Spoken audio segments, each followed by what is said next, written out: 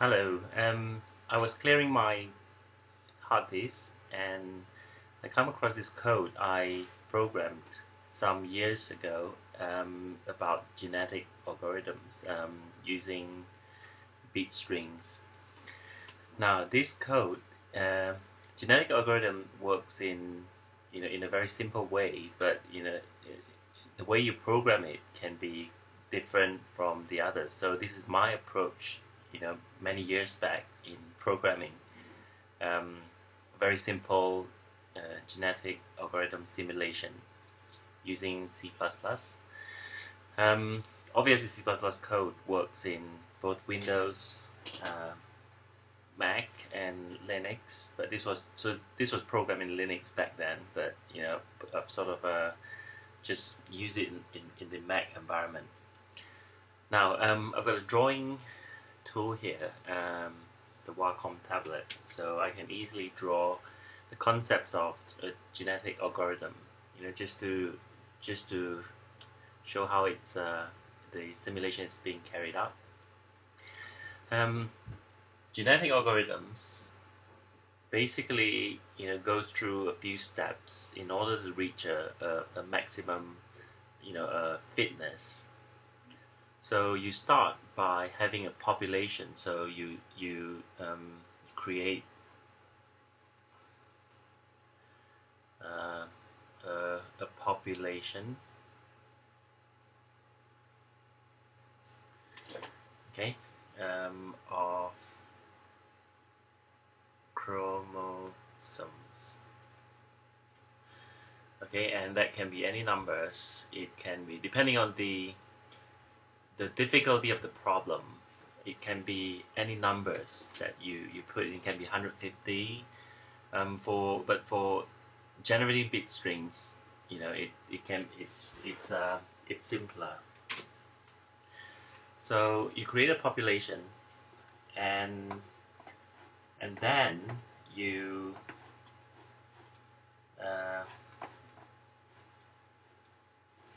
you determine the fitness of each individual.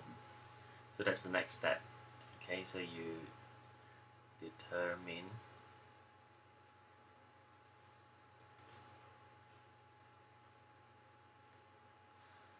of each individual.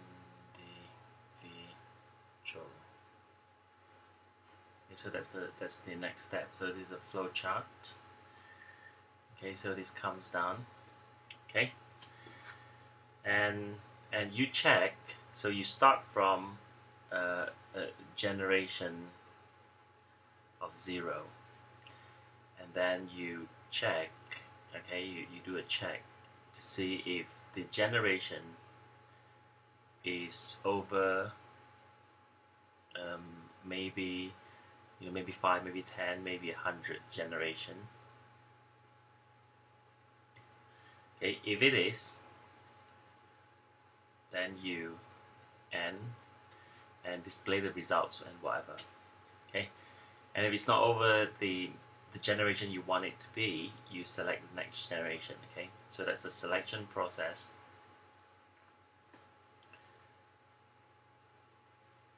Next generation. Sorry for my writing. Okay, and while selecting the the next generation, you perform a reproduction using crossover. So you have a crossover, which is you swap the genes around, and then you mutate the new offspring. Okay, and then you go back to the generation. Okay, go back to the to the origin of the cycle. Okay, after the initiation of the population, and you do the same step over and over again until the generation reaches a certain number, and then you end. But on every step, obviously I'm going to have to output the results. Okay,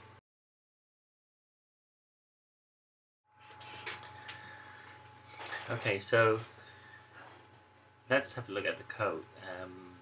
And this code, gabits.c++, is this code over here. Sorry that the code is a bit messy because I've actually used another editor to clean it up, but the tab in this editor is different. I'm using Wine with Notepad++. But anyways, let's compile the code and output it as gabits. Okay, and we can have a look at the population moving. Okay, and see what happened. So initially we started with the population fitness of the whole set of chromosomes, and it's not very high because it's not fitting the bits bit strings of 1 for all the 8 bits. Now it increases in the fitness over time, and by the 5th generation it's working really nice. So what we can do is, because it outputs a file, and that's the average fitness, but we're going to see the procedures, which is this file. Okay, and we want to see the procedures. We can cat, okay, and see how it works, but this is a bit difficult because it's running a lot. But so let's open up the procedures. Okay, so what happens is, we started with a random, we generated random chromosomes, and this is the code that generates it.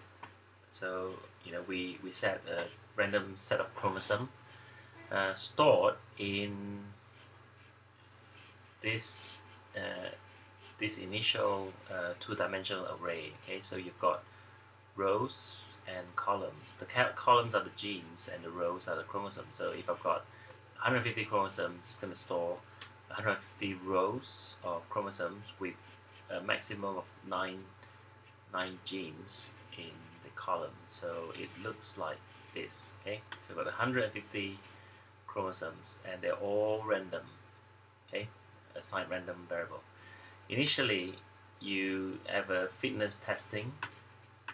Okay, and the fitness basically calculates how many ones there are and assign a 6 there. So I'm sorting the fitness. Okay, and there's a sorting function right somewhere below, and that calculates the fitness. Okay, and then it sorts the fitness. Okay, that's very simple. Okay, in descending order. So after everything's sorted, okay, based on the fitness, okay, and that's definitely very low fitness because there's no ones in there. Okay, and then you do the crossover. Okay, what the crossover does, there's a code to show for it. Okay, and that's the generation loop here. So I've got the crossover. So you loop through all, half, initial half of the population, and you select randomly any 2 chromosomes. Okay, that's random selection, and then you find the crossover point. So let's do this and see.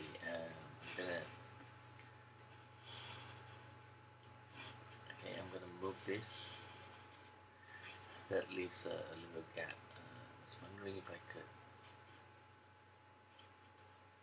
Okay, yeah, make it smaller. And Sketchbook Pro is really Express Edition is really nice. Okay, we don't need that, so I'm gonna fill up this color.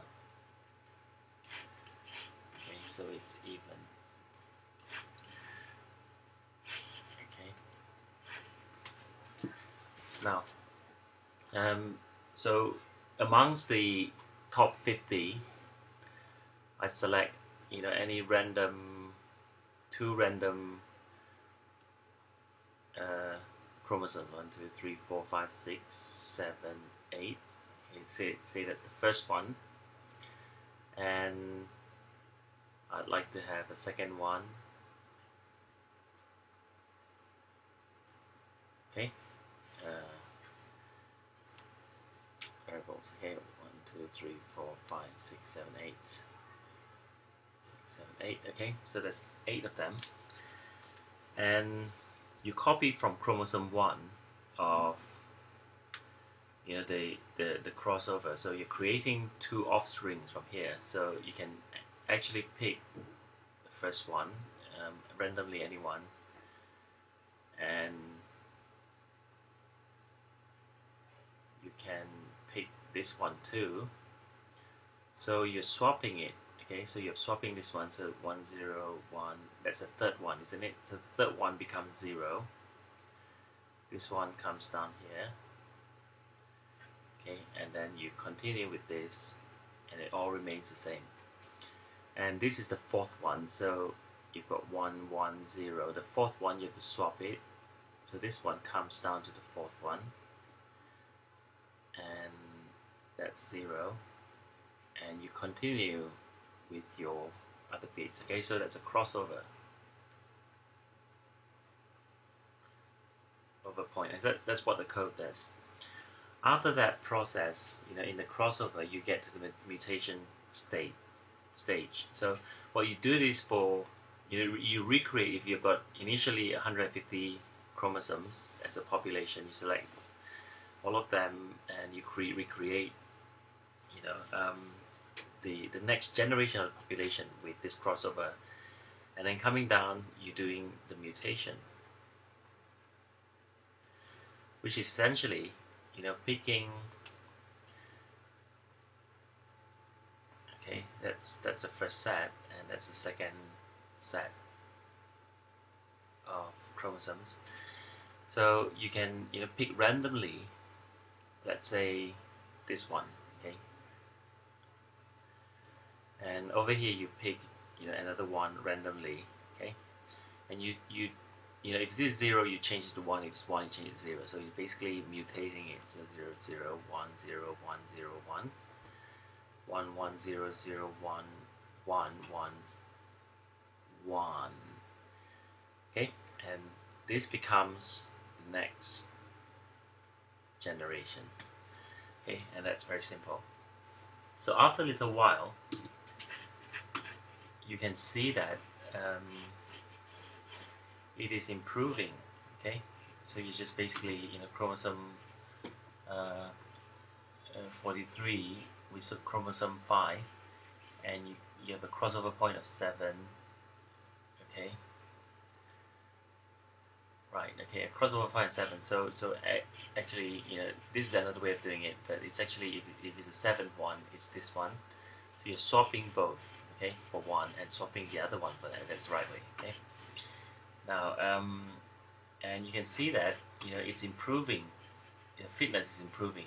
Earlier it was just 6, now it's 7, and you do a crossover again, and then you do a mutation again, and then the first one becomes 8. But on average, the average fitness of all the chromosome is still not 8. So you keep doing it, keep going through the cycle, and eventually you will have more chromosomes becoming very fit, and the rest are just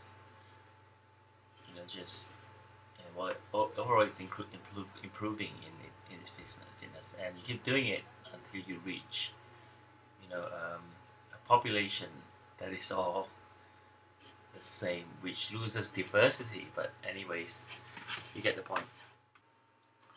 Okay, so this is the results showing the average population fitness. So the y-axis shows the fitness of the population, the average condition. The x-axis shows the generation of so it's essentially a 50 generation simulation, and you can see that different populations have different sort of evolution speed in reaching the optimum solution. So on the right side you get the population fitness, the population initial population. So the first one is initially starts with 10 population, and the last one there's 150 chromosomes, and that's the result shown.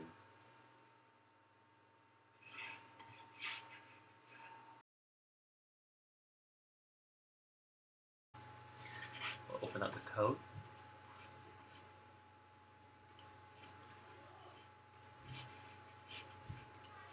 Okay, GA words. Okay, now I have a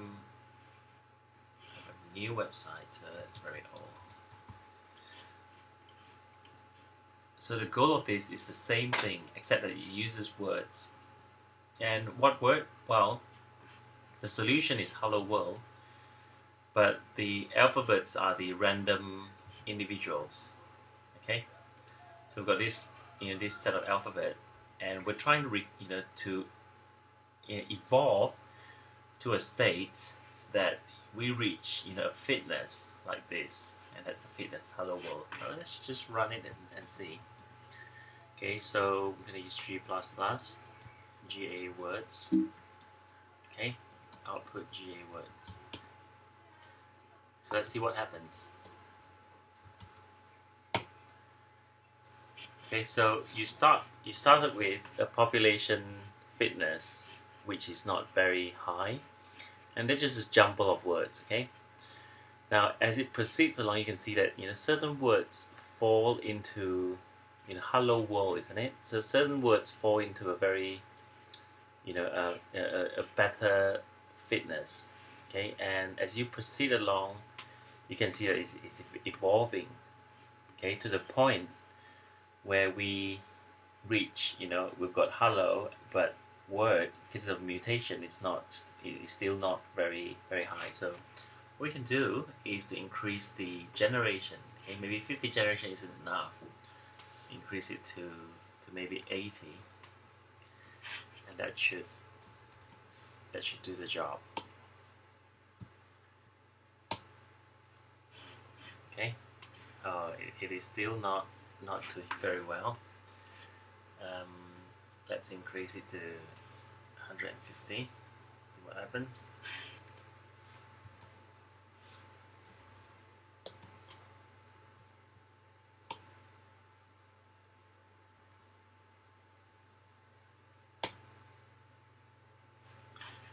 Okay, it's almost there, but the mutation makes it difficult. How about if we increase this?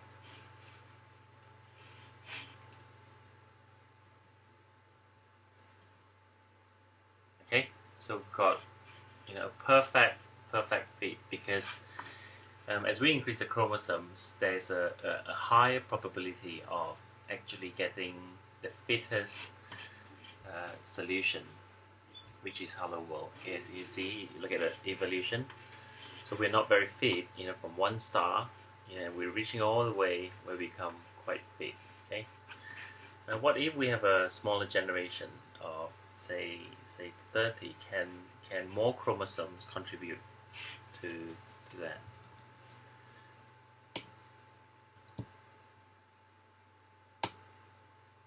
Okay, in fact it does. Okay, and that's quite neat. Okay, by this generation, we've got a good fitness. Okay, average fitness, and by this generation, it's almost perfect. Okay, the highest fitness is 11, so there are still problems within, and we're going to try to check out what the problem is finally. Okay, so we started off with the generation. Okay, and then we do a fitness testing, and then we do a crossover point, and a mutation, and we do a fitness testing again, and it's increasing in fitness. Let's just pull this down much further and see what happens. Okay, where is hello world is beginning to form. Okay, put it down slightly higher. Okay, so we've got, you know, it's beginning to form. Okay. Okay, so let's have a look. Okay. Further down the generation, we see that hello world is in most of the chromosomes, but the rest are still a jumble of words, and it may never reach, you know, a perfect solution, but, you know, at least most generation will survive if the world, you know, if the environment requires that a species is hello world, you know, most likely that, you know, those who are of a higher fitness will survive. Okay, so that's it. Very interesting. I'll just show you the code for this. Okay, it's about the same, except that it's using alphabets. Okay, so we've got a generation random individuals. We've got a generation loop around here, calculating fitness, crossover mutation. Okay, I've got actually functions to do those procedures, and that's crossover. You see the code is much longer than the GA bits earlier. Okay, and we're going to mutate. So it's also basically, you know, randomly changing certain words from the set of alphabets, and calculating fitness, sorting fitness, and calculating the average fitness of the set of new chromosomes in the new world. Okay, I'm just going to run it again. That's the population. So it reaches around 10.6417. Okay, so we've explored two programs that I did many years ago, and that's my approach of doing it. There are many approaches, but this is one way of doing it, and I thought this was quite neat. I was quite satisfied and remembered when I first created this. But you know, genetic algorithms can be used for it can be used for solving a lot of real-world problems, especially when you can define the problems in terms of, you know, a population, in terms of fitness function. Okay, thanks for watching. I hope you enjoyed this and you've learned something from it. If you like, you can comment, subscribe, or like my videos. Thank you very much.